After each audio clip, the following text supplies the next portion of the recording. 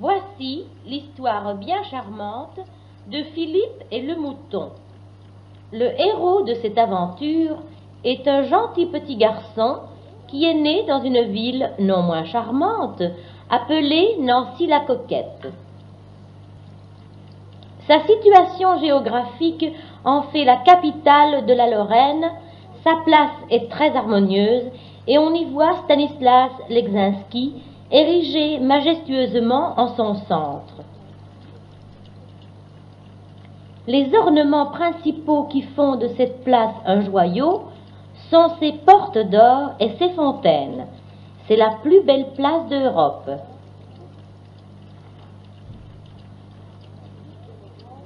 Son musée, ancien palais des ducs de Lorraine, y retrace toutes les épopées des fameux chevaux légers de Lorraine. Il renferme également tous les trésors accumulés depuis l'époque préhistorique. J'ai fait la connaissance de Philippe à Martincourt, colonie de vacances située en plein cœur de la petite Suisse lorraine, site verdoyant. Ce village possède également une jolie petite église dont les vitraux, par leur relief et ses mosaïques dédiées à Saint Jean-Baptiste, font l'admiration des visiteurs. La colonie est située sur le versant sud. Ses trois corps de bâtiments se détachent sur un fond de sapins verts et embaumés. Sur le terre-plein, la petite piscine scintille sous les rayons du soleil. C'est la joie de tous les enfants qui s'y baignent et s'y délassent. Pour se sécher, quoi de mieux qu'un portique avec ses agrès, son échelle horizontale, sa barre fixe. Quel plaisir de se balancer et de jouer les Tarzans. Dans cette colo, on occupe ses loisirs un peu à sa guise, soit en jeux collectifs ou individuels, promenades, grands jeux, pistes de contrebandiers, etc. Les travaux pédagogiques sont également au programme. Beaucoup de petits colons se révèlent de véritables artistes et réalisent de jolis objets dignes d'être exposés. Mon histoire commence vraiment le jour où, au cours d'une promenade, nous avons rencontré un immense troupeau de moutons. Il y en avait de tout petits qui titubaient encore sur leurs faibles pattes. La coïncidence voulut que ce même jour, Monsieur le directeur fut acquéreur d'un petit agneau pour compléter le zoo de la colonie où différents animaux évoluaient déjà. Tous les petits colons se proposèrent pour s'occuper du petit mouton. On dut tirer à la courte paille et, comme dans l'histoire du petit navire, le sort tomba sur le plus jeune. C'est Philippe qui fut chargé de cette besogne.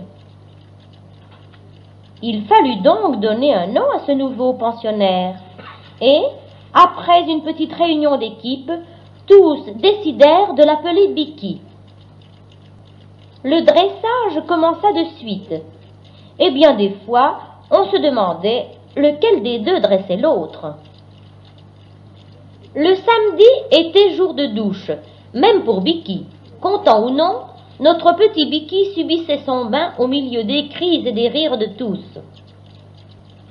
Pendant qu'il séchait, chacun racontait une histoire, et comme s'il voulait comprendre, il regardait tour à tour les petits colons. Le drame éclata. Le jour où Philippe, tout occupé à donner la pâtée aux autres pensionnaires du zoo, Bicky, voyant la porte ouverte, en profita pour prendre la clé des champs.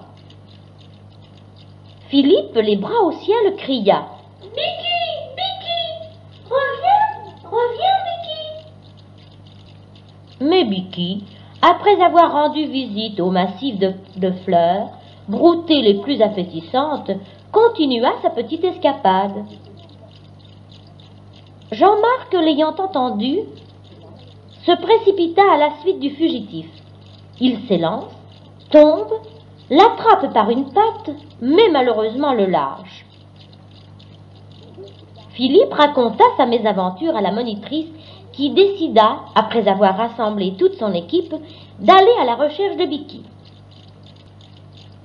Philippe fit preuve de beaucoup d'initiative et debout sur le rebord d'une fenêtre, il dirigea lui-même les opérations. Pour commencer, on va chez Monsieur Baron le fermier où on a acheté le mouton. Chez le fermier, pendant que ses camarades assistent au repas des volailles, Philippe observe tout autour de lui pour découvrir un indice. Apercevant une petite poule qui le regarde avec insistance, il consulte un camarade et il décide de l'interroger.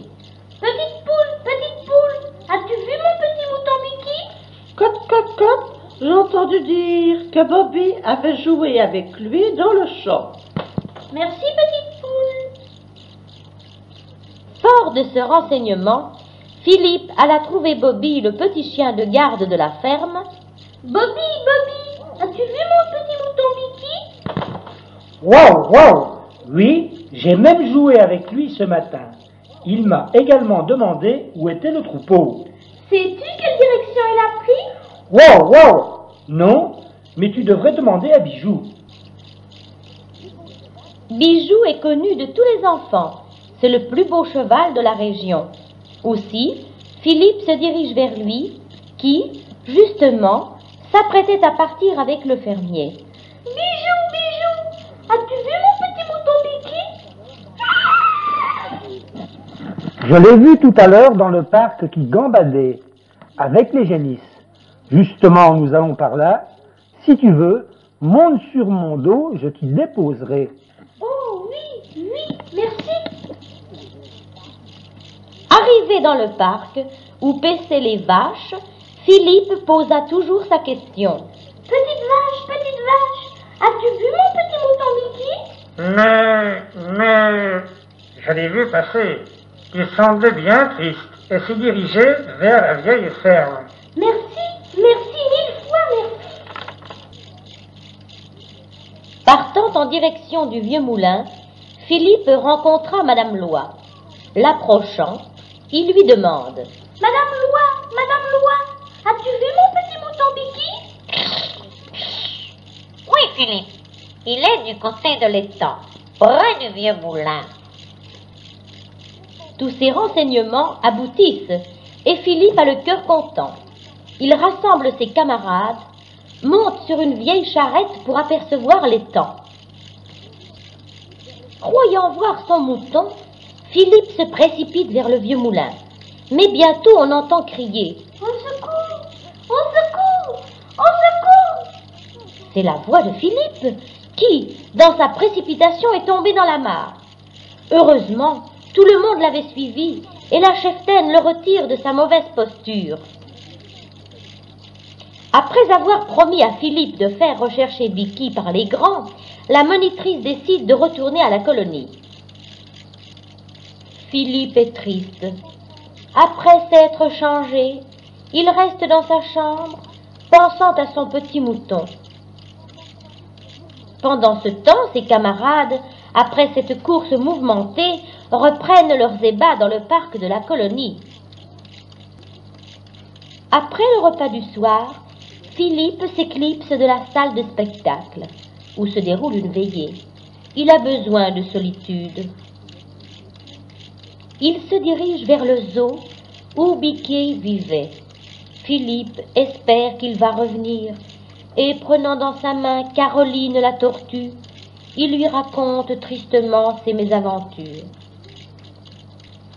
Tout à coup, il entend un bruissement de feuilles. Il se redresse comme un petit diable et va en direction du bruit. « C'est toi, Bicky?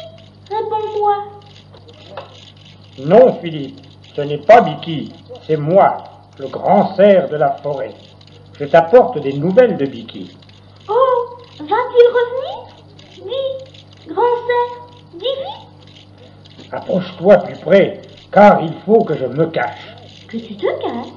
Oui, parce que les gens du village me veulent du mal. Je viens te dire que Bicky a regagné son troupeau. Il savait que tu allais partir et il a eu peur de rester tout seul. Aussi, pour que tu ne t'ennuies pas, il m'a demandé de venir te voir tous les soirs. Ce sera notre secret à tous les deux.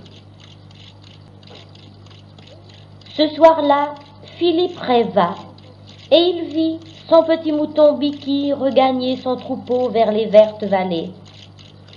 Tous les soirs, il était impatient de retrouver son ami le grand cerf pour parler de son petit mouton Bicky.